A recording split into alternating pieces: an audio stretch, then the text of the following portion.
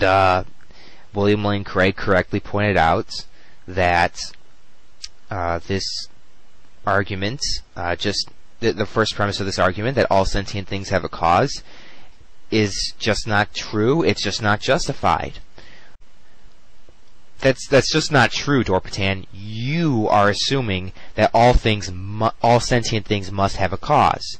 If you say that all sentient things have a cause, then you're saying that, and then therefore conclude that God needs a cause. Well, what you have to show is that all sentient things necessarily have a cause, and you did not show that. You gave no evidence for that.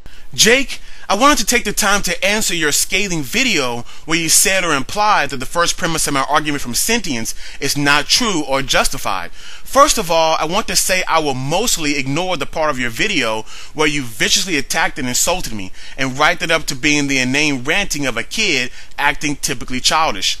I think you embarrassed yourself enough by doing so, as you were petulant, puerile, petty, vindictive, and frankly came off as throwing a hissy fit, subconsciously designed to discredit me since my argumentation is strong and thus effectively calls into question and even disproves your worldview and beliefs. I see no reason why, if my argumentation is weak, you would need to attack me so heavily and contemptuously. That indicates my argumentation is strong, and thus you must resort to spiteful insults, which tends to be the calling card of intellectual vulnerability. There are several justifications for why sentience necessarily requires a cause. The first justification for why sentience necessarily requires a cause is that the quality of sentience is not a necessary being. A given extant can exist and not be sentient, thus making sentience not absolute or axiomatic, and thus not necessary. And what is not necessary is contingent, and contingent things require a cause.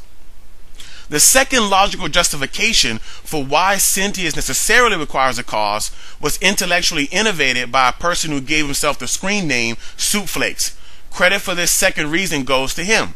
Soup Flakes writes, and I quote, "Sentience requires a cause because sentience is a qualitative complexity. Therefore, it must presuppose less complexity, e.g., simpler and simpler systems, thereby rendering it contingent upon simplicity, qua less complexity." Unquote. Another way of saying this is that complexity does not occur acausally, and this is of course confirmed by all empirical and observational evidence. The third justification for why sentience necessarily requires a cause is that sentience is not an irreducible primary. It can be analyzed and broken down into prior concepts. This was also articulated by Soup Flakes. What this means is, since sentience is not irreducible, then it depends on prior truths, and what depends on a prior truth is contingent on that truth, and contingent things require a cause. The fourth reason or justification for why sentience necessarily requires a cause is that the quality of sentience is an outcome, a consequence, a result, and results, outcomes, and consequences are effects, and effects necessarily require a cause, as this is grounded by the metaphysical truth of the law of causality, which applies to all reality, independent of any supernatural or natural realm dichotomy. Thus, since sentience logically and empirically requires a cause, and God is conceptually defined as sentient, then God would logically require a cause, consistent with reality and logic. This then creates a logical contradiction, since God's conceived attributes of being necessary, eternal, and uncaused contradict logic and reality, and this logical contradiction disproves God consequently.